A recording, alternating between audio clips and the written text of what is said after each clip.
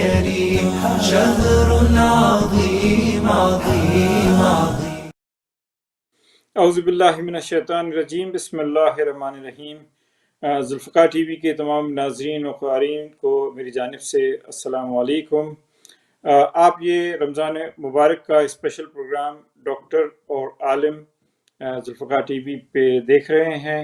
اس پہ میں آپ کو مہمان ڈاکٹر حسن صادق عابدی اور میرے مہمان مولانا فدا حسین بخاری صاحب اس میں روزانہ تشریف لاتے ہیں اور آپ کے کوشش کرتے ہیں کہ جو مختلف ٹاپکس ہیں اسپیشلی رمضان کی مناسبت سے، پھر اسی کے لنکس جو چلتے رہے، اس پہ ہم نے کوشش کی کہ مختلف ٹاپکس کو کور کریں۔ ہمارا جو پچھلا پروگرام تھا وہ امام زمانہ علیہ السلام کے متعلق تھا، تو آج ہم کوشش کریں گے کہ دیکھتے ہیں کہ جو قبلہ سے سوال کریں گے کہ کیونکہ ہم نے کہا کہ یہ غیبت کبریٰ کا زمانہ ہے اور اس پہ کوئی بھی ڈائریکٹلی نامینیٹڈ جسے کہتے ہیں کہ نائب امام نہیں موجود ہے، تو اب جو ہے وہ ہم کس کو فالو کریں؟ جیسے کہ قبلہ نے پچھلے پروگرام میں کہا تھا کہ تقلید کا کیا جائے، تو اب اس میں ہم پوچھنا چاہتے ہیں کہ اجتہاد اور تقلید دونوں ہی آ جاتا ہے کہ جیسے ہم ریسرچ کرتے ہیں تو ہم دیکھتے ہیں کہ اب جب اس پہ آتا ہے کہ کس مسائل کو کس طرح دیکھا جائے، تو اس میں دو چیزوں کا بہت ذکر آتا ہے اسلام میں، ایک ہوتا ہے اجتہاد کرنا، دوسرا ہوتا ہے تقلید کرنا۔ تو میں قبلہ سے آج کوشش کروں گا کہ ان دو ٹاپک کو کور کریں، اور اگر آپ کے کوئی سوالات ہوں تو اس پہ ہم لائیو کال بھی لیتے ہیں۔ نمبر موجود ہے آپ کے سامنے نیچے واٹس ایپ کا، جس پہ آپ اپنے ریکارڈنگ بھی بھیج سکتے ہیں، لائیو کال بھی کر سکتے ہیں۔ تو اس میں ہم کوشش کریں گے آپ کو شامل کریں۔ 00447438378187 پہ آپ آڈیو ویڈیو ریکارڈنگ یا جو بھی جس طرح بھی آپ میسج کرنا چاہیں ہمیں پوچھ سکتے ہیں۔ تو انشاءاللہ ہم کوشش کریں گے اس کو ٹاپک کو آپ لوگوں کے سوالات کو بھی اس میں شامل کرتے رہیں۔ اسی کے ساتھ میں اپنے مہمان مولانا فدا حسین بخاری کو اس میں خوش آمدید کرتا ہوں۔ السلام علیکم قبلہ۔ جی وعلیکم السلام ورحمۃ اللہ وبرکاتہ۔ اچھا جی ڈاکٹر قبلہ، صاحب جیسے میں ذکر کر رہا تھا اس میں اپنے ناظرین سے کہ ہم نے اس دن 2 دن پہلے جب ہم امام زمانہ علیہ السلام کے بارے میں ذکر ہوا، اس کی مختلف آپ نے بہت ڈیٹیل سے کیا، تو کیونکہ یہ آپ نے جیسے کہا تھا غیبت کبریٰ کا زمانہ ہے اور اس میں کوئی بھی جسے کہتے ہیں امام نے کسی کو بھی اپنی طرف سے ڈائریکٹ نامزد نہیں کیا جو ہم تاریخ میں دیکھتے ہیں، تو اب جو ہم جس کو فالو کرنا چاہتے ہیں تو اسی میں پھر ہم آتا ہے مسئلہ اجتہاد اور مسئلہ تقلید۔ تو میں چاہتا ہوں کہ اس پہ آپ ذرا آج تفصیل سے روشنی ڈالیے۔ جی بہت شکریہ، سلامت رہیں۔ اعوذ باللہ من الشیطان الرجیم، بسم اللہ الرحمن الرحیم۔ الحمد للہ رب العالمین بار الخلائق اجمعین، والصلاة والسلام علی اشرف الانبیاء والمرسلین، سیدنا و نبینا و مولانا ابی القاسم محمد، والصلاة والسلام علی اہل بیتہ الطیبین الطاہرین المعصومین۔ اما بعد فقد قال اللہ تبارک و تعالی فی کتابہ المجید والفرقان الحمید وقولہ الحق، وما كان المؤمنون لينفروا كافة فلولا نفر من كل فرقة منهم طائفة ليتفقهوا في الدين ولينذروا قومهم اذا رجعوا الیہم لعلہم یحذرون۔ عزیزان گرامی، یہ سورہ مبارکہ توبہ کی یہ آیت ہے، آیت نمبر 122 ہے، جس میں ارشاد رب العزت ہو رہا ہے، اور یہ تو نہیں ہو سکتا کہ سب کے سب مومنین نکل کھڑے ہوں، پھر کیوں نہ ہر گروہ میں سے ایک جماعت نکلے تاکہ وہ دین کی گہری سمجھ بوجھ پیدا کریں، اور جب اپنی قوم کی طرف واپس آئیں تو انہیں اللہ کی نافرمانی سے ڈرائیں تاکہ وہ ہلاکت خیز باتوں سے بچے رہیں۔ اس آیت کو ہم بعد میں مزید اس پر تشریح کرتے ہیں۔ تو آج کا جو موضوع ہے وہ ہے اجتہاد اور تقلید۔ تو لفظ اجتہاد جو ہے لغت کے اعتبار سے وہ جہد کے مادے سے ہے، جیم اور ہا اور دال، اسی سے جد و جہد ہوتی ہے، جہد یا جوہد.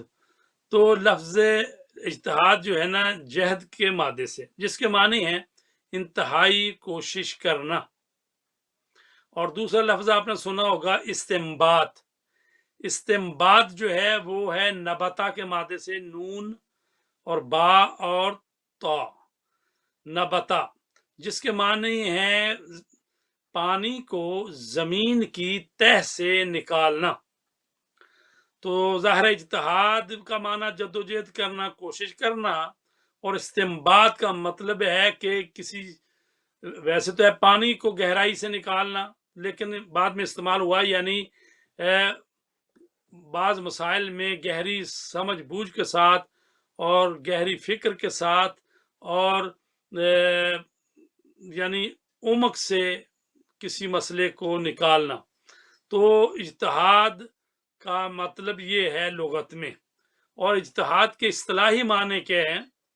شریعت اسلامیہ کے فروعی مسائل کا تفصیلی ماخذ.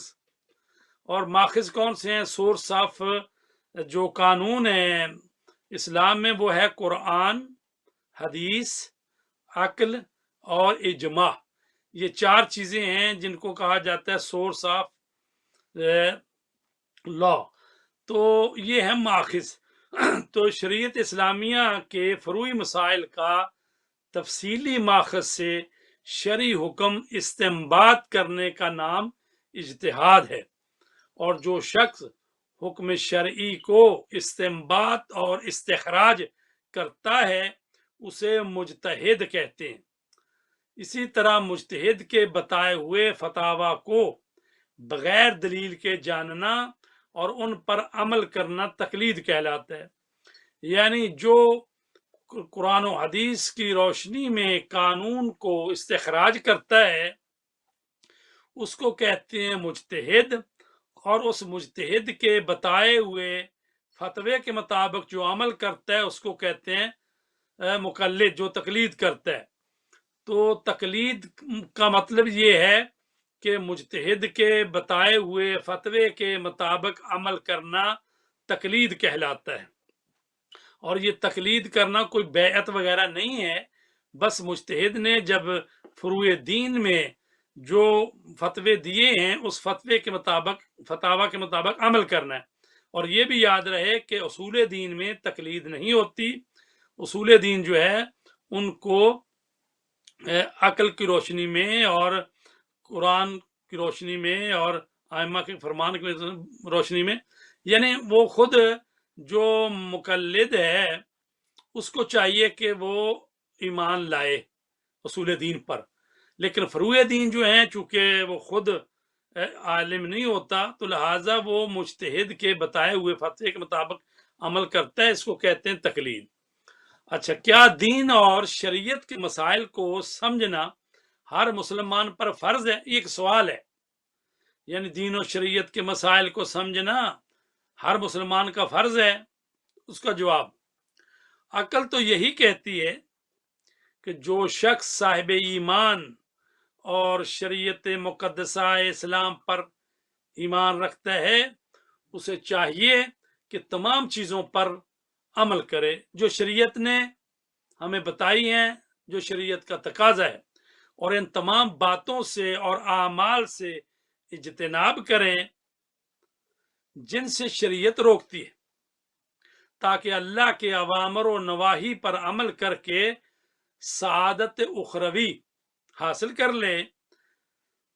لیکن ہر مسلمان کے لیے خود قرآن و سنت سے احکام کو سمجھنا اور ان پر عمل کرنا کوئی آسان کام نہیں ہے.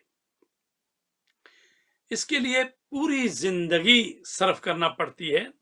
اگر ہر مسلمان پر فرض ہوتا کہ وہ شریعت کے تمام احکام کو خود قرآن و سنت سے یا عقل سے سمجھے اور عمل کرے، یا دوسرے لفظوں میں ہر شخص مجتہد اور فقیہ ہو، صاحب رائے ہو، تو نظام زندگی معطل ہو کر رہ جاتا ہے. معاشرے کے دوسرے کام کون انجام دے گا؟ ظاہر ہے کہ معاشرے کو ڈاکٹرز کی بھی ضرورت ہے، انجینئر بھی چاہیے، پلمبر بھی چاہیے، صنعت کار بھی چاہیے، گویا ہر شعبہ حیات کے لیے افرادی قوت کی ضرورت ہے۔ اسی لیے شریعت اسلامیہ نے دینی تعلیم حاصل کرنے کے لیے علمی مراکز اور علمی مراجع کی طرف جانے کی ضرورت پر زور دیا ہے اور کہا کہ وہاں جائیں، علم حاصل کریں، جب دین میں گہری بصیرت حاصل کر لیں اور احکام دین سیکھ لیں تو پھر اپنی اپنی قوم اور قبیلے میں جائیں اور اپنی قوم اور قبیلے کے لوگوں کو جو آپ کی زبان سمجھتے ہیں اور آپ ان کی زبان میں بات کرتے ہو تو ان کو جا کے سمجھائیں اور اللہ کی نافرمانی سے ڈرائیں۔ تو اس پر آیت جو دلالت کرتی ہے، جس کی ہم نے شروع میں تلاوت کرنے کا شرف حاصل کیا ہے، وَمَا كَانَ الْمُؤْمِنُونَ لِيَنْفِرُوا، کہ تمام مومنین کی یہ ذمہ داری نہیں ہے کہ سارے کے سارے وہ کوچ کریں، ہجرت کریں اس مرکز کی طرف جہاں پر علم اور دین دیا جا رہا ہے۔ فَلَوْلَا نَفَرَ مِنْ كُلِّ فِرْقَةٍ مِّنْهُمْ طَائِفَةٌ، تو کہا گیا کہ ہر جماعت، ہر قوم قبیلے میں سے کچھ لوگ کیوں نہیں جاتے کہ کیا کریں جا کر، لِيَتَفَقَّهُوا فِي الدِّينِ، تاکہ وہ دین میں فقہ و فقاہت حاصل کریں۔ فقہ کا مطلب ہوتا ہے گہری سمجھ بوجھ، تاکہ وہ دین میں گہری سمجھ بوجھ حاصل کریں۔ وَلِيُنذِرُوا قَوْمَهُمْ، اور وہ اپنی قوم کا انذار کریں، ان کو ڈرائیں۔ اِذَا رَجَعُوا إِلَيْهِمْ، جب وہ اپنی قوم کی طرف آ جائیں تو قوم کو اللہ کی نافرمانی سے ڈرائیں، ان کو حلال و حرام کے مسائل بتائیں، ان کو دین اسلام اور شریعت کا بتائیں۔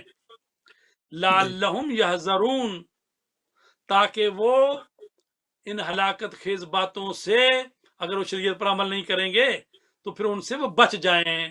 تو یہ ہے سورہ توبہ کی آیت نمبر 122 میں ارشاد ہوا ہے۔ جی تو اس اچھا کا قبلہ، مطلب یہ ہے تمام، جی آپ نے یہ تو جو سورہ توبہ کی آیت کا تلاوت کی، یہ اجتہاد کے بارے میں ہے، تو سوال لوگ کرتے ہیں کہ تقلید، کیونکہ اہل تشیع میں، فقہ اہل بیت میں ہم کہتے ہیں تقلید واجب ہے، تو کچھ سوال کرتے ہیں کہ اس کو قرآن و حدیث کی روشنی میں کہاں سے آیا ہے، خاص طور پہ قرآن مجید کا لوگ حوالہ دیتے ہیں، تو اس کی ذرا وضاحت کیجیے گا، تقلید کیوں واجب ہے اور قرآن کی روشنی میں، قرآن آیات کی روشنی میں؟ اگر سب پہلی بات تو یہ ہے، بڑے اچھے سوال ہے، آپ اس کو ہم ایڈریس کرتے ہیں ابھی تھوڑی دیر بعد۔ پہلے اجتہاد کو جی ذرا تھوڑا سا بول لیں۔ پہلی بات تو ٹھیک، یہ ہے کہ ایک طرح سے آپ کے سوال کا جواب اسی آیت میں موجود ہے۔ یہ آیت کیا کہہ رہی ہے کہ سارے لوگوں کی یہ ذمہ داری نہیں ہے، لیکن کچھ لوگوں کی یہ ذمہ داری ہے کہ وہ آئیں، رسول پاک کے زمانے میں رسول پاک کے پاس آئیں، اور اس کو اس طرح سے بھی کہا گیا کہ سارے جنگ کے لیے نہ جائیں بلکہ کچھ لوگ آ جائیں رسول پاک کے پاس اور وہ دین کا علم حاصل کریں، کچھ لوگ جہاد کے لیے جائیں، اس طرح سے بھی کہا گیا ہے۔ تو اس کا مطلب جب رسول پاک کے پاس آنا ہے تو کہا ہے کچھ لوگوں نے آنا ہے، اور پھر وہ لیتفقہوا فی الدین، تو وہ دین میں گہری بصیرت حاصل کریں گے، یعنی فقہ و فقاہت، یعنی فقہ یعنی دین کا علم حاصل کریں گے۔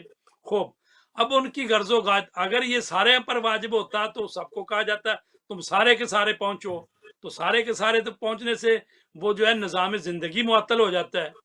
اگر ہر بندہ، ایک گھر کے 5 افراد ہیں، 5 افراد ہی کہیں جی میں ہم نے مولوی بننا ہے مثلا، تو ظاہر ہے کہ پھر گھر کا کام کاج کس نے کرنا ہے؟ مطلب ہے کہ ہر بندہ اگر حوضے کی طرف ہی جائے گا تو اس کا مطلب ہے کہ نظام زندگی چل نہیں سکتا۔ تو کہا گیا کچھ لوگ آئیں اور پھر وہ دین پڑھیں۔ تو اب اگر وہ دین پڑھ لیتے ہیں تو ان کا کام اور ڈیوٹی، فریضہ یہ ہے جا کے لوگوں کو دین سکھائیں، شریعت سمجھائیں۔ خوب، تو جب وہ شریعت سمجھائیں گے، جائیں گے، تو اس کا مطلب ہے کچھ لوگوں کو چاہیے کہ ان کی بات سنیں۔ اگر ان کی بات ہی کوئی نہیں سنتا تو یہ جو کہا گیا آیت میں کہ وہ ان کو ڈرائیں، جب وہ اذا رجعوا الیہم، جب قوم کی طرف وہ پلٹیں۔ اچھا، لعلہم یحذرون، تاکہ وہ ڈر جائیں اور یعنی وہ اس انذار کی وجہ سے شریعت پر عمل کریں۔ اگر وہ انذار نہ کریں اور یہ لوگ جو سنتے ہیں ان سے مسائل اور وہ ان مسئلوں کو سن کے نہ سنبھلے تو اس کا مطلب ہے وہ مقصد ہی فوت ہو گیا۔ تو اسی سے پتہ چل جائے گا کہ تقلید کیوں ضروری ہے۔ یعنی کچھ لوگ جو اجتہاد کر کے مجتہد ہو جائیں گے، ان پر تو تقلید نہیں ہوگی، چونکہ وہ قرآن و سنت سے ڈائریکٹ سمجھ لیں گے بات۔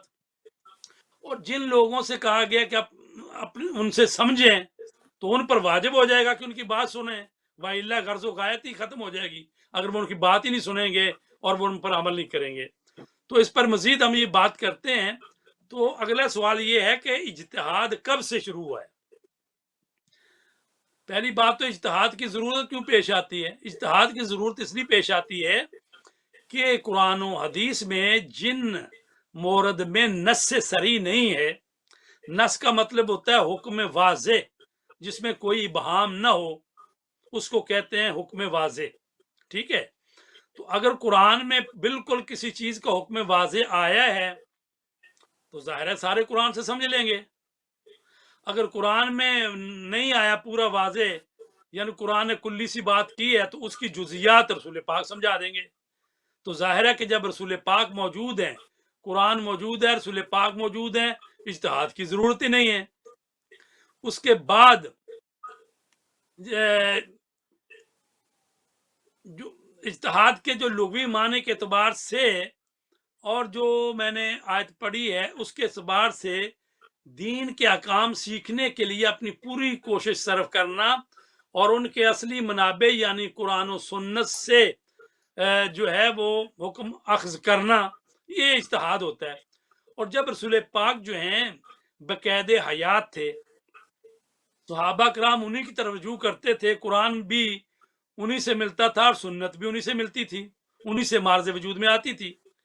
رسول کریم صلی اللہ علیہ وسلم کی رحلت کے بعد بعض صحابہ کرام نے اپنے طور پر بعض مسائل میں اجتہاد کیا، لیکن مکتب اہل بیت کے ماننے والوں انہوں نے رسول پاک صلی اللہ علیہ وسلم کے اس فرمان کے مطابق جس میں رسول پاک نے فرمایا تھا کہ انی تارکن فیکم الثقلین، میں تم میں دو چیزیں چھوڑ کے جا رہا ہوں، کتاب اللہ و اطرتی اہل بیتی، ایک اللہ کی کتاب ہے اور دوسری میری اہل بیت ہے، ما ان تمسکتم بہما لن تضلوا بعدی، اور جب تک تم ان دونوں کے دامن سے متمسک رہو گے، لن تضلوا بعدی، تم ہرگز گمراہ نہیں ہو سکتے میرے بعد، وَإِنَّهُمَا، اور یہ دونوں چیزیں قرآن اور اہل بیت، لَن يَفْتَرِقَا حَتَّى يَرِدَا عَلَيَّ الْحَوْض، اور یہ دونوں چیزیں یعنی یہ رسول پاک گارنٹی دے رہے ہیں کہ یہ دونوں چیزیں آپس میں جدا نہیں ہو سکتی یہاں تک کہ حوض کوثر پر قیامت کے دن میرے پاس پہنچ جائیں۔ تو اس حدیث پاک کی روح سے قرآن کے ساتھ اہل بیت کی سیرت اور سنت حجت قرار پائی اور سنت میں وسعت پیدا ہو گئی۔ یعنی قرآن کہتے ہیں لَقَدْ كَانَ لَكُمْ فِي رَسُولِ اللَّهِ أُسْوَةٌ حَسَنَةٌ، تمہارے لیے تمہارے رسول کی زندگی بہترین نمونہ ہے۔ تو لہذا کہا گیا وَمَا آتَاكُمُ الرَّسُولُ فَخُذُوهُ وَمَا نَهَاكُمْ عَنْهُ فَانْتَهُوا، تم رسول جو لے اسے لے لو، جسے تمہیں روکے جس چیز سے اس سے رک جاؤ۔ تو رسول نے اہل بیت کو دیا امت کو کہ میں دو چیزیں چھوڑ کے جا رہا ہوں، قرآن اور ایک اہل بیت، تو لہٰذا ان سے آپ نے دین لینا ہے۔ تو جب تک اہل بیت اور قرآن ہمارے پاس موجود ہے تو ان سے دین لینا ہے۔ تو یہ سلسلہ قبلہ یہاں پہ میں آپ کو قطع کلامی کروں گا، ایک کال ہے، ہم کو یہ کال لے لیتے ہیں پھر اس سلسلے کو آگے بڑھائیں گے۔ جی کون صاحب ہیں؟ السلام علیکم ورحمۃ اللہ وبرکاتہ۔ میرا نام محمد ہے اور میرے چند سوال ہیں، لیکن ان سے پہلے میں یہ گزارش کرنا چاہتا ہوں کہ بہت ہی خوبصورت پروگرام آپ لوگ پیش کرتے ہیں، علمی، اور جس طرح سے ڈاکٹر صاحب سوال کرتے ہیں اور اس کی تہہ تک پہنچتے ہیں، ماشاءاللہ بہت قابل ستائش ہیں آپ دونوں شخصیات، خداوند متعال آپ دونوں کو سلامت رکھے۔ میرا سوال ہے، کیونکہ ابھی قبلہ بول رہے تھے، قبلہ بات کر رہے تھے بیسیکلی کہ تقلید کے حوالے سے جو آیت کا ریفرنس دے رہے تھے کہ کچھ لوگ اٹھیں اور دین کی فقہ کی تعلیم حاصل کریں اور پھر آ کے تبلیغ کریں۔ تو اسی آیت کی جو تشریح ہے اس میں ہمارے جو بھائی ہیں وہ بھی اس کو لیتے ہیں کہ اس سے مراد یہ نہیں ہے، بلکہ جو تبلیغ اور جو بوریا بستر اٹھا کے ہم پھر رہے ہیں، گھوم رہے ہیں اور لوگوں کو آ کے بتا رہے ہیں اور دین کے مسلمانوں کو مسلمان کر رہے ہیں، یہ بیسیکلی اس آیت کے مطابق ہم لوگ وہ جماعت ہیں جو نکل رہے ہیں۔ تو آپ اس میں تھوڑی سی وضاحت کیجیے گا۔ السلام علیکم ورحمۃ اللہ وبرکاتہ۔ بہت شکریہ محمد بھائی آپ کا سوال کا، اور قبلہ نے سن لیا سوال، اور انشاءاللہ پھر قبلہ آپ اس سوال کا جواب بھی دینا چاہیں گے یا بعد میں، جیسا آپ چلے ابھی مناسب دے سمجھیں؟ دیتے ہیں۔ بات یہ ہے کہ چونکہ اس میں بتایا گیا ہے کہ جنہوں نے آنا ہے مرکز میں یا رسول پاک کے پاس یا اسی طرح جو دینی مرکز اس میں آنا ہے، تو انہوں نے لے یتفقہوا فی الدین، دین میں گہری بصیرت حاصل کرنی ہے، یعنی دین شناس بننا ہے، اور پھر وہ جا کے اپنی قوم قبیلے میں ان کو تبلیغ کرنی ہے۔ تو چلیں اگر کوئی یہ کہتا ہے کہ اس آیت سے ہم یہ مراد لیتے ہیں کہ گاؤں گاؤں کریے جا کے تبلیغ کرنی ہے، تو ٹھیک ہے، لے لے، کوئی بات نہیں، چونکہ یہ بھی تبلیغ کی ایک قسم ہے کہ آپ جا کے تبلیغ کریں۔ لیکن اصل مقصد جو آیت بتا رہی ہے وہ ہے کہ ایسے لوگ جو فقیہ ہوں، وہ دین شناس ہوں۔ اس میں تو یہ ہوتا ہے کہ بعض لوگ کر لیتے ہیں جی ہم نے 40 دن کا چلا کاٹیں گے، 3 دن کا، 10 دن کا، اور وہ بیچارے بالکل کورے ہوتے ہیں، تو لہٰذا وہ تو ان کے ساتھ اپنا بوری بسترا اٹھاتے ہیں کہ تاکہ ہم 3 دن 10 دن ان کے ساتھ رہیں گے، ساتھ جو ان کا امیر جماعت ہے یا کوئی وہ آدمی ہے تو وہ ان سے کچھ مسائل سیکھ لیں گے، تو لہٰذا وہ دین شناس نہیں ہوتے بیچارے، وہ تو عوام اکثر ان میں سے وہ ہوتے ہیں جو بیچارے دین سمجھنے کا جذبہ رکھتے ہیں، تو وہ بھی ان کے ساتھ چل پڑتے ہیں۔ تو بہرحال وہ اس کا ایک مصداق آپ کہہ سکتے ہیں کہ وہ جو دین شناس ہیں وہ جا کے لوگوں کو دین کی بات بتا رہے ہیں، تو لہٰذا ہمیں کوئی عرض نہیں ہے، کوئی تنگ نظری نہیں ہے۔ اصل تو بات یہ ہے کہ جو بھی دین پہلے سیکھے، دین شناس ہو، اور پھر وہ اس آیت کے مطابق جا کے اپنی قوم قبیلے میں جا کے ان کو ڈرائے، کوئی بات نہیں۔ تو لہٰذا اصل جس کا جو ہے اگر مصداق ہے اس کے، تو ظاہر صحابہ کے دور میں تو وہ لوگ ہوں گے جو دین شناس، دین کو گہری سمجھ بوجھ کے ساتھ سیکھتے تھے، جیسے اصحاب صفا بھی جو رسول پاک کے پاس وہاں پر رہتے تھے، جو دین سیکھتے تھے، اور پھر اس کے بعد، اور اس کے جو اصل مصداق ہیں وہ تو اہل بیت اطہار ہیں کہ جنہوں نے رسول پاک سے علم حاصل کیا۔ مولا علی علیہ السلام جو فرماتے ہیں کہ رسول پاک نے مجھے علم دیا، علمنی رسول اللہ الف الف باب فیفتح من کل باب الف الف باب، رسول پاک نے مجھے علم دیا کہ 1000 باب علم، اور ہر باب سے میرے لیے 1000 باب علم کھلتا رہ گیا۔ تو چونکہ وہ تو علم الدنی ان کے پاس ہے، وہ تو معصوم ہستیاں ہیں، وہ تو بطریق اولا ہے ہی، تو لیکن بعد میں بدرجہ اس کے بعد جو بھی علم حاصل کرتے ہیں، دین شناس بن جاتے ہیں، تو وہ جو تبلیغ کرتے ہیں اسی آیت کے ضمن میں وہ بات آ سکتی ہے۔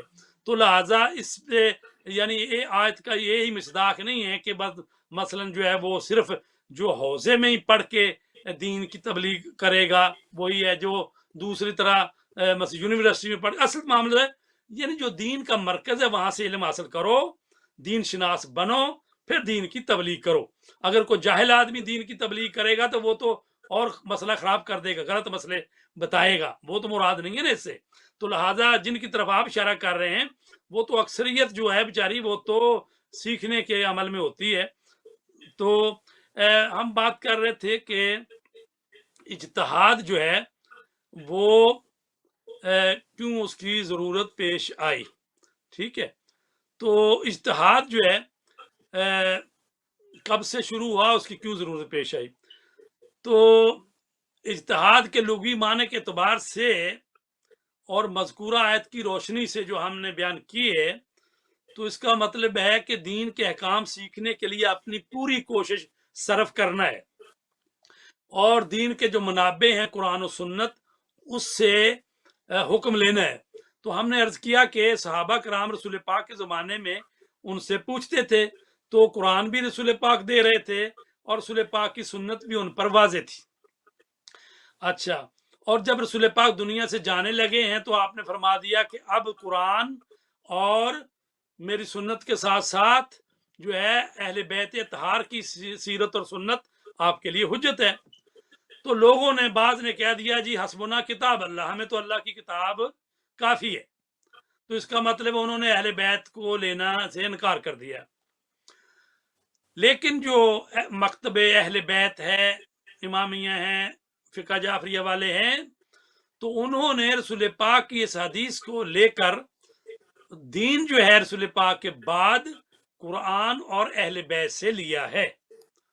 تو اب بات یہاں تک پہنچی کہ جب امام زمانہ علیہ السلام، امام مہدی علیہ السلام جو ہیں، انہوں نے اپنے زمانے میں کچھ نائبین مقرر کیے تو لوگ جو ہیں ان سے دین لیتے تھے اور ان کے ذریعے سے پوچھتے تھے۔ اور یہ بھی میں عرض کرتا جاؤں کہ امام جعفر صادق علیہ السلام اور باقی ائمہ جو ہیں وہ بھی اپنے جو شاگرد تھے، جو صحابی تھے، ان کو بھی معاشرے میں پہچان اس طرح سے ان کی تبلیغ کرتے تھے کہ یہ لوگ جو ہیں اگر ہم نہ ملیں یا کہ دوسرے شہروں میں ہوں لوگ تو آپ ان علماء کی طرف رجوع کر لیں اور ان سے مسئلہ پوچھ لیں۔ تو لہٰذا ہم دیکھتے ہیں کہ امام جعفر صادق جب بیان کر رہے تھے وضو کے مسائل، آیت وضو پڑھ رہے تھے، تو جب پوچھا گیا کہ سر کے بعض حصے کا مسح کرنا ہے، پورے حصے کا نہیں، کیوں نہیں؟ تو آپ نے فرمایا کہ یہ جو با ہے نا، وَمْسَحُوا بِرُؤُوسِکُمْ، اور تم مسح کرو سر کے بعض حصے کا، تو آپ نے فرمایا یہ با سے سمجھ آتی ہے کہ بعض حصے کا مسح کرنا ہے۔ تو اس کا مطلب ہے یہ وہ جب قرآن مجید کی تعلیم دیتے تھے اپنے شاگردوں کو تو وہ ایسے جو فنی مسائل ہوتے تھے اور جزیات ہوتی ان کو بتاتے تھے کہ اس کی وجہ سے ہم نے یہ چیز سمجھی ہے۔ اور اسی طرح ہم دیکھتے ہیں امام باقر علیہ الصلوۃ والسلام کہ ان کے زمانے میں ابان ابن تغلب ہیں، بڑی شخصیت، تو ان کے لیے آپ نے کہا اے ابان اجلس فی مسجد المدینہ وافت الناس فانی احب ان یرا فی شیعتی مثلک، فرمایا کہ اے ابان مدینہ کی مسجد میں بیٹھو اور لوگوں کو فتویٰ دو، مجھے اچھا لگتا ہے کہ تجھ جیسی شخصیت کو اپنے شیعوں میں دیکھوں۔ تو اس کا مطلب ہے امام بھی اگرچہ اس وقت اس اصطلاحی اجتہاد کی ضرورت نہ تھی، کیونکہ جب منبع اور سورس موجود ہے تو پھر ان سے پوچھ لیتے تھے لوگ، لیکن اس کے باوجود ائمہ تشویق کرتے تھے کہ دین کو سمجھو قرآن و سنت کی روشنی میں۔ اور اسی طرح جابر ابن یزید جوفی جو ہیں، جس کے پاس کہتے ہیں جی میں نے 70,000 حدیثیں جو ہیں میں نے امام باقر علیہ السلام سے لی ہیں، اخذ کی ہیں، تو آپ نے فرمایا کہ رحم اللہ جابرن لکانا یصدق علینا، خدا جابر جوفی پر رحم کرے کہ وہ ہماری حدیث کو سچائی کے ساتھ بیان کرتا ہے۔ تو شیعہ فقہا اور مجتہدین نے کب باقاعدہ اجتہاد کیا؟ اچھا میں عرض کروں کہ چونکہ شیعہ جو ہیں وہ تو قرآن اور اہل بیت کو مانتے ہیں اور انہی سے دین کو لیتے ہیں، تو لہٰذا ان کے ہاں تو امام زمانہ کی غیبت کبریٰ تک کوئی خاص ضرورت پیش نہیں آئی، لیکن اہل سنت نے تو پہلے سے اجتہاد شروع کر دیا تھا، اس سے پہلے ہی وہ اجتہاد کر رہے تھے، جیسے ان کے جو فقیہ ہیں ابو حنیفہ ہوں یا شافعی ہوں یا حنبل ہوں یا دوسرے، تو وہ تو کر ہی رہے تھے۔ لیکن ہمارے ہاں جو اجتہاد باقاعدہ شروع ہوا ہے وہ غیبت کبریٰ کے بعد کی بات ہے۔ تو پہلے جب نائبین جو مقرر ہوئے ہیں، پہلے نائب ہیں عثمان بن سعید، یہ تقریباً 11 سال کی عمر میں ہی امام تقی علیہ السلام کی خدمت میں آ گئے تھے، تو یہ پہلے نائب ہیں امام زمانہ کے، یعنی انہوں نے امام تقی علیہ السلام کا بھی دور دیکھا، امام حسن عسکری علیہ السلام کا بھی دور دیکھا، اور امام مہدی کے بھی یہ نائب اول ہے، تو یعنی 3 اماموں کی خدمت میں یہ رہے ہیں۔ تو ان کے بعد ان کے بیٹے ہیں محمد بن عثمان، تو انہوں نے 40 سال تک نیابت کی ہے، تو یہ دونوں باپ بیٹے جو ہیں انہوں نے 45 سال امام زمانہ کی نیابت کی ہے۔ اس کے بعد آگے حسین بن روح، اور انہوں نے 21 سال امام کی نیابت کی ہے۔ اس کے بعد آخری والے جو ہیں وہ محمد بن وہ جس کا نام ہے، انہوں نے 3 سال نیابت کی ہے، علی بن محمد ثمری. تو اس کے بعد جو ہے نیابت عمومی شروع ہوئی ہے. تو اس کے حساب سے میں عرض کروں کہ جس طرح سے ایک چیز تکامل پیدا کرتی ہے نا، اب دیکھیں پہلے حضرت آدم علیہ السلام آئے تو ان پر کوئی باقاعدہ شریعت نہیں آئی. یہ شریعت شروع ہوئی ہے حضرت نوح علیہ السلام سے، اور پھر ان کے بعد جو ہیں امامت شروع ہوئی ہے حضرت ابراہیم علیہ السلام سے، اور پھر رسول پاک آئے ہیں تو ان پر یہ سارے درجے ختم ہیں. امام الانبیاء بھی ہیں اور خاتم النبیین بھی ہیں. ختم النبیین تو اسی طرح یہ جو اجتہاد کا سلسلہ ہے، یہ بھی شروع میں جب اجتہاد ہمارے کرتے تھے فقہا، تو وہ کرتے یہ تھے کہ جب کوئی سوال کرتا، اس کے جواب میں بجائے اس کے کہ یہ کہتے کہ میں نے قرآن و حدیث سے یہ سمجھا ہے اور یہ میری رائے ہے کہ یہ میں نے سمجھ لیا ہے، اور اس کو صرف رائے لکھتے نہیں تھے، بلکہ کرتے یہ تھے کہ اگر کوئی سوال کرتا تھا تو اس کے جواب میں قرآن کی آیت، مربوط آیت، یا وہ حدیث جو مربوط ہو، 1 ہو 2 ہو 4 ہو، وہ لکھ کے بھیج دیتے تھے. تو یہ تھا کہ یہ معاملہ جو تھا، ہر بندہ پھر دوبارہ وہی پرابلم کہ قرآن اور حدیث اگر وہ کسی کے جواب میں بھیجی ہے تو اس میں تو اتنی استعداد نہیں ہے کہ وہ اس سے اخذ کرے. تو اس لیے جی جی جی جی قبلہ. تو یہ جو ہے نا اسی طرح اجتہاد ہوتا رہا، یہاں تک کہ شیخ توسی جو ہے وہ تقریباً جو ہے نا وہ 400 اور کچھ ان کی وفات ہے نا. تو یہ شیخ مفید کے شاگرد ہیں سید مرتضی، اور ان کے شاگرد ہیں شیخ توسی. تو یہ یعنی 4 ہجری میں پیدا ہوئے اور 5ویں ہجری میں ان کی وفات ہے. تو جب ان تک نوبت پہنچی تو اہل سنت کے افراد بھی کہتے تھے کہ شیعہ کے تو جو ہے ان کے پاس کوئی مجتہد نہیں، اجتہاد نہیں کرتے، یہ تو وہی روایتیں وغیرہ بیان کر دیتے ہیں. تو اس کے بعد جو ہے نا شیخ توسی نے یہ کرنا شروع کر دیا کہ جو کوئی سوال پوچھتا، بجائے اس کو کہ لمبی لسٹ قرآن کی آیتوں کی یا مثلاً وہ حدیثوں کی دیتا، یہ قرآن حدیثیں خود ہی پڑھی ہوئی ہیں، تو اس سے جو استنباط کیا ہوا تھا، جو نچوڑ نکلا ہوا تھا مسئلے کا، وہ اس کو فتویٰ دے کے اس کو بھیج دیتے. تو اس کے بعد یہ روش جو ہے نا یہ چل پڑی کہ مجتہد جو ہے قرآن و حدیث کو خود سمجھتے ہیں اور پھر جو مسائل ہیں ان کو باقاعدہ لکھ دیتے ہیں. اور ابھی 100-150 سال پہلے سے یہ سلسلہ شروع ہو گیا کہ مجتہد جو ہیں وہ اپنا ایک رسالہ عملیہ لکھ دیتے ہیں، جس میں 3000 سے زیادہ تقریباً مسائل ہوتے ہیں. وہ تقلید سے لے کر طہارت، اور اس کے بعد جو ہے نماز، روزہ، حج، زکوٰۃ، جو فروع دین کے مسائل ہیں، اور اسی بعد دیت اور قضاوت، سارے مسائل. تو وہ جو ایک مجتہد دین شناس جو قرآن و حدیث سے جو بات سمجھ لیتا ہے، پھر اس کو اپنی سمجھ کو پھر وہ لکھ دیتا ہے فتووں کی شکل میں، اس کو کہتے ہیں یہ اس کا رسالہ عملیہ ہے، یا توضیح المسائل، مسائل کی اس میں وضاحت کر دی گئی ہے. اب یہ مسئلہ یہ ہے کہ کوئی پوچھے کہ بھئی فقہاء اور مجتہدین کی طرف رجوع کرنے کی کیا دلیل ہے؟ اگرچہ میں نے وہ جو قرآن کی آیت بیان کی ہے اس میں بھی یہ چیز ملتی ہے کہ جو پڑھ کے آئیں گے تو اس کا مطلب یہ ہے کہ کچھ لوگ ہوں جو ان کی بات سنیں تو ان کے کہنے پر عمل کریں، تبھی تو آیت کا جو ہے مقصد پورا ہوگا. البتہ اس کی ایک دلیل عقلی ہے. عقلی دلیل کیا ہے؟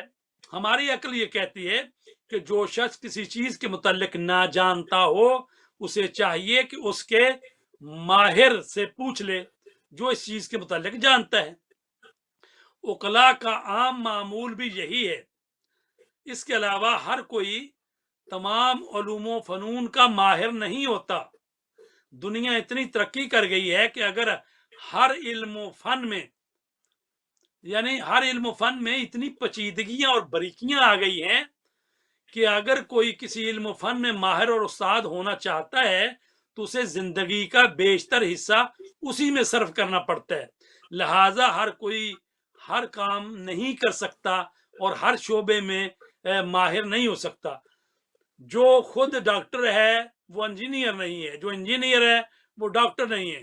تو لہٰذا انجینئر اگرچہ بہت پڑھا ہوا ہے، لیکن اگر اس نے جسم کے بارے میں اپنے مرض کے بارے میں پوچھنا ہے تو ڈاکٹر کی طرف رجوع کرے گا.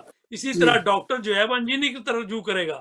تو اسی طرح ہر کوئی اپنے شعبے کا ماہر ہوتے ہوئے بھی دوسرے شعبے میں وہ پوری طرح سے یا ماہر نہیں ہے یا جاہل ہے. تو پہلی دلیل تو یہ ہے، دلیل عقلی ہے. عقل یہ کہتی ہے کہ اگر تمہیں پتہ نہیں ہے تو اس سے پوچھ لو جس کو پتہ ہے. دوسری دلیل شرعی، شریعت کی دلیل قرآن مجید میں سورہ نحل کی آیت نمبر 143 ہے اور سورہ انبیاء کی آیت نمبر 7 ہے، جس میں ارشاد رب العزت ہو رہا ہے فَاسْأَلُوا اہل الذکر ان کنتم لا تعلمون. اگر تم نہیں جانتے تو اہل ذکر سے سوال کرو. اچھا، اب یہ اہل ذکر کون ہے؟ اگر ذکر سے مراد قرآن مجید ہے تو معنی ہوگا کہ اہل قرآن سے سوال کر لو. اور اگر اس کا مطلب یہ ہے کہ ذکر سے مراد رسول پاک محمد ہیں تو اس کا مطلب ہے آل محمد صلی اللہ علیہ وسلم سے سوال کر لو.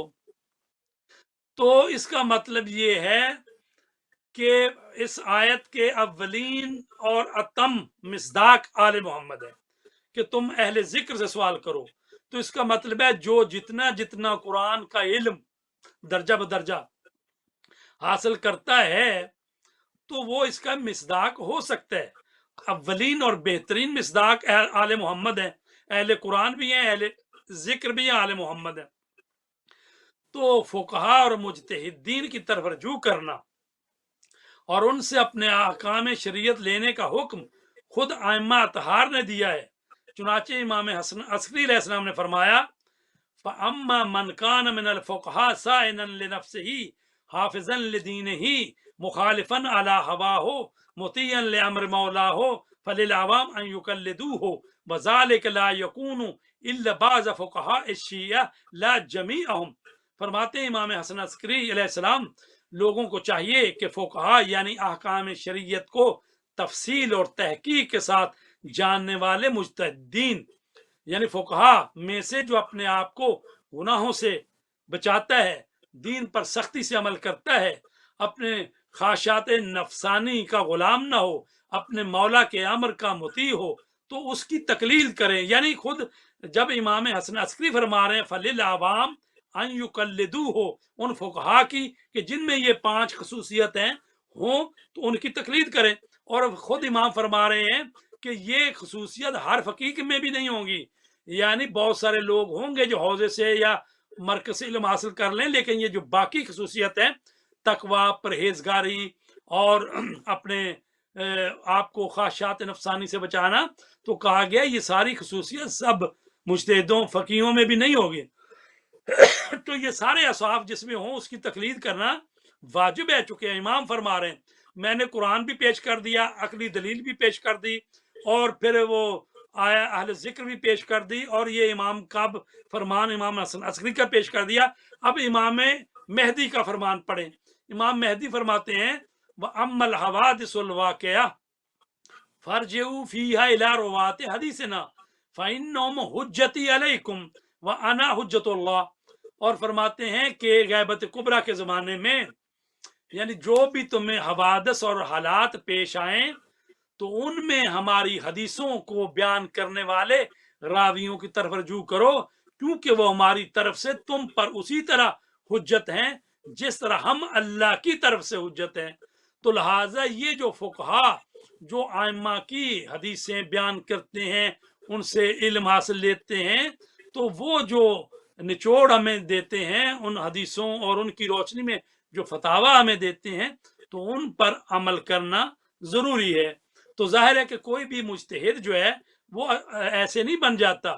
یہ اجتہاد کرنے کے لیے تقریباً 25-26 علوم میں یعنی اتنا پڑھنا پڑتا ہے، جیسے آپ کہہ سکتے ہیں کہ جیسے یعنی 20-25 PhD کی ہوئی ہیں. یعنی اس طرح سے اتنے لیول کا پڑھنا پڑتا ہے تب جا کے کوئی مجتہد بنتا ہے. چونکہ جب اس نے قرآن سے پڑھنا ہے تو اس کا مطلب عربی زبان پر اس کا تسلط ہو اور قرآن پڑھنے کے لیے صرف و نحو اور علم بیان اور معنی اور یہ سارا، اور اسی طرح علم منطق اس نے کو پڑھا ہونا چاہیے. اس طرح ان کو تمام بحثیں جو ہیں، اگر میں اس کو پڑھنے لگوں گا کہ کیا کیا کون کون سے علم ہے، تو اس پر بھی لمبا جو ہے مسئلہ یعنی کیا وقت جو لے گا. اچھا تو آپ قبلہ، کے ذہن میں جو سوال ہے جی جی جی قبلہ، یہ آپ نے ٹاپک تو ایسا چھیڑا ہے کہ 1 گھنٹے میں تو جیسے دریا کو کوزے میں بند کرنے والی بات ہے. تو مجھے تو لگتا ہے کہ آپ کو اس سلسلے کو ایک دن اور بڑھانا پڑے گا، کیونکہ سوالات بہت سارے ذہنوں میں آتے ہیں. پہلا تو جب آپ نے کہا کہ ایک اور جو اہل سنت حضرات کافی کرتے ہیں، وہ کہتے ہیں جی تقلید کے معنی آپ کے یہاں تو واجب، لیکن ایک قرآن کی ایک اور آیت کا وہ حوالہ دیتے ہیں، اطیع اللہ و اطیع الرسول و اطیع اول الامر منکم. تو وہ اس اول قل و اولل الامر الامر منکم. منکم کو لے کے وہ کہتے ہیں کہ جی جیسے سعودی عرب کے بادشاہ ہیں تو ان کی بھی اول الامر ہیں، ان کی جو حاکم وقت کو انہوں نے اس کی کر دی. یا اگر آپ دیکھیں خلفاء راشدین کے دور میں انہوں نے اسی چیز کو لے کے کہا کہ جی کیونکہ یہ حاکم ہے، جو اس وقت کا حاکم ہے، اس کی آپ کے تقلید واجب ہو گئی یا اس کی اطاعت واجب ہو گئی. ایک تو سوال یہ ہوا کہ ایک جنرل جو ہے کہ یہ اس کی وضاحت کرنا ضروری ہے کہ اولی الامر کی کیا تعریف ہے. دوسرا پہ جب آپ کہتے ہیں کہ جی اب ہم اپنے اماموں کے حدیثوں کے حوالے سے جو آپ نے کہا کہ جی کن کی تقلید کر سکتے ہیں، پھر آپ نے کہا اجتہاد کرنا چاہیے. اب ہم تاریخی حوالے سے دیکھتے ہیں کہ آج سے 30-40 سال پہلے 2 یا 3 ہمارے فقیہ ہوتے تھے جن کی تقلید کی جاتی تھی. آج کے دور میں ہم دیکھتے ہیں کہ ہر ایران میں، عراق میں اور مختلف جگہوں پہ بے شمار لوگ ہیں جن کی تقلید کی جا رہی ہے. وہ کہتے ہیں کہ جی تقلید ہمیں کی ہے. تو اس میں کوئی ہمارا چیک اینڈ بیلنس سسٹم کیا ہے؟ کون کر سکتا ہے اپنے آپ کو اعلان کہ جی میں مجھ پہ تقلید واجب ہو چکی ہے، آپ کر سکتے ہیں؟ تو اس مسئلے کو پھر تقلید ایک دفعہ کسی نے کر لی، اس کو چینج کرنا، بہت سارے سوالات ہیں جو کہ آج کے اس میں تو نہیں، لیکن جو بھی ابھی پہلے آپ قرآن مجید کی جو تلاوت کا جو میں نے آپ کو آیت کا حوالہ دیا تو اس کے حساب سے کر دیں. پھر انشاءاللہ کل کے یا پرسوں پروگرام میں آپ مزید جو سوالات آ رہے ہیں تو اس کے بھی آپ جواب دیجیے گا. جی ایسے کہ اجمالی جواب مختصر کر دے دیتا ہوں کہ اطیع اللہ و اطیع الرسول اولی الامر منکم، یہ قرآن مجید میں آیت آئی ہے کہ اللہ کی اطاعت کرو، اس کے رسول کی، اور ان لوگوں کی جو کہ صاحبان امر ہے. تو ان صاحبان امر سے مراد جو ہے 12 امام ہیں. ہم جو لیتے ہیں ان سے مراد کہ چونکہ وہ اس میں جو آئی ہے اطاعت وہ بلا چون و چراں ہے، یعنی مطلق ہے، اس میں کوئی شرط نہیں ہے کہ اگر یہ حق پر چلتے رہیں تو ان کی اطاعت کرتے رہو، اگر حق سے بہک جائیں وہ اطاعت نہ کرو. جیسے قرآن مجید میں والدین کی اطاعت کرنا ضروری ہے، لیکن کہا گیا ہے کہ اگر یہ دونوں ماں باپ تمہارے ایسی بات کی طرف یا ایسے شرک کی طرف یا ایسی چیز کی طرف دعوت دیں کہ جن کا تجھے علم نہیں ہے اور وہ شرک کی دعوت دیں، فلا تطعہما، تو پھر ان کی اطاعت نہ کریں، تو ان کی مشروط اطاعت ہے. تو لہٰذا اس آیت میں چونکہ کہا گیا صاحبان امر کی آپ نے اطاعت جو بلا مشروط یعنی مطلق ہے، تو مطلق اطاعت اسی ہستی کی ہو سکتی ہے جو کہ رسول پاک کی طرح معصوم ہو. معصوم کی اطاعت مطلق ہوتی ہے، باقی کسی اور کی اطاعت مطلق نہیں ہوتی، مشروط ہوتی ہے. تو لہٰذا ہمارے نزدیک جو ہے صاحبان امر سے مراد 12 ائمہ ہیں، وہ ہیں اصل جو ہے اولی الامر. تو اس کے علاوہ جو ہے کہ آپ نے کہا کہ کون سی کمیٹی کوئی بتاتی ہے، وہ یہ ہے کہ ایسا ہے کہ جو شخص حوضے میں مثلا پڑھ رہا ہے تو اتنا ہو گیا ہے کہ وہ مجتہد ہو گیا ہے، اب بعض نے رسالہ عملیہ بھی لکھ دیا، تو ان کو پہچاننے کے لیے، مجتہد کے پہچاننے کے لیے یہ ہے کہ 2 اہل علم خبرہ حضرات، یعنی وہ بھی اتنا علم رکھتے ہوں کہ وہ پہچان سکتے ہیں. ظاہر ہے کہ پہچان وہی کر سکتا ہے جو اس شعبے میں یعنی رہا ہو یا اس شعبے میں ہے. تو 2 اہل علم حضرات خبرہ، اہل خبرہ، وہ اگر کہہ دیں کہ ہاں فلاں آدمی جو ہے وہ مجتہد ہے اور اس کی تقلید ہو سکتی ہے، یا ایک جماعت کہہ دے، یا یہ کہ خود انسان کو خود یقین ہو جائے، اس سے میل جول ہے، پتہ چل گیا یہ عالم جو ہے اتنے پائے کا ہے کہ اس کی تقلید ہو سکتی ہے، یا خود انسان کو علم پیدا ہو جائے، یا دو عالم عادل کہہ دیں، یا ایک جماعت کہہ دے. تو یہ جو مجتہد ہیں ان میں سے اکثر جو ہوتے ہیں، مثلا حوزہ علمیہ قم میں جو جماعت مدرسین ہیں، جو حوزہ علمیہ قم میں پڑھاتے ہیں، ان کی جماعت مدرسین، تو وہ اعلان کر دیتے ہیں کہ فلاں فلاں شخصیت میں جو ہے وہ یہ شرائط کامل ہیں، وہ جامع شرائط مجتہد ہے، اس کی عوام تقلید کر سکتے ہیں.